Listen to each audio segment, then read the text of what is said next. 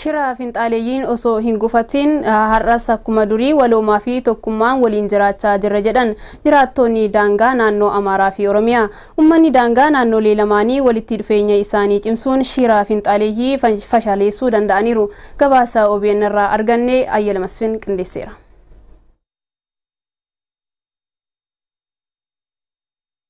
Naannoo Oromiyaa godinni Shawaa Kaabaa aanaa Bichuunaanyaa naannoo Amaaraa Shawaa Kaabaa aanota sadiin waldaangeessa. Uummanni daangaa naannoo lamaanii duudhaa waliin jireenya waggoota dheeraaf itti fufee kan qaban uummata nagaan waliin jiraatanidha. Haa ta'u malee yeroo dhiyoos finxaaleeyyiin uummata obbolaa lamaan walitti buusuuf karaa dheeraa imalanis yeroo tokkollee milkaa'uu hin dandeenye.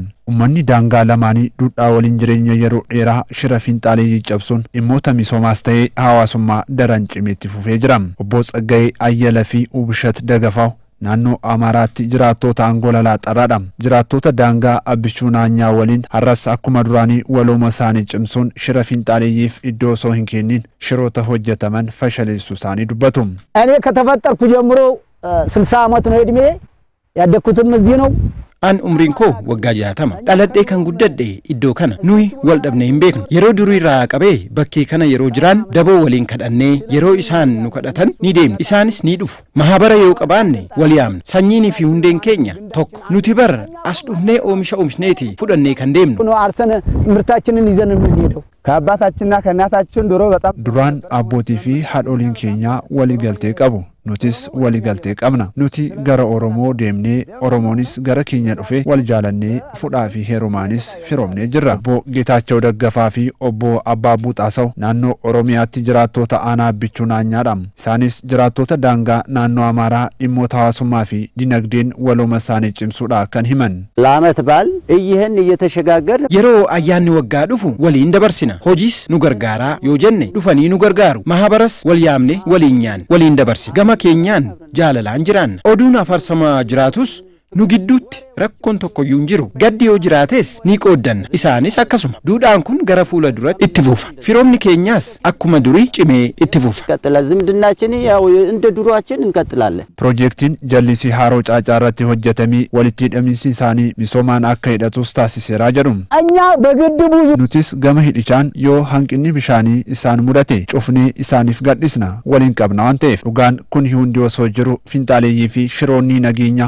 yeroo garagaraatti ajandaa sobaa tamsaasuun nageenyaa fi walooma ummataa rakkoo keessa galchuun nageenya ummataa fi biyya gaafii keessa galchuuf ta'uu ummanni beekuu qaba. Mootummaanis hojiilee olaantummaa seeraa kabachisuuf jalqabee cimsee itti fufuu akka qabudha kan himan. ኦሮሞና አማራ አንድ እንዳይሆን Uummanni Oromoo fi Amaaraa akka tokko ta'ee waliin hin jiraanne akka wal nyaatu jedhamee wanta kaa'amedha. Nuti immoo hubannee jirra wal hin dhabnu. Oromoon qaama kooti saba kootis Amaaraanis Oromoof qaama isaati saba isaatis.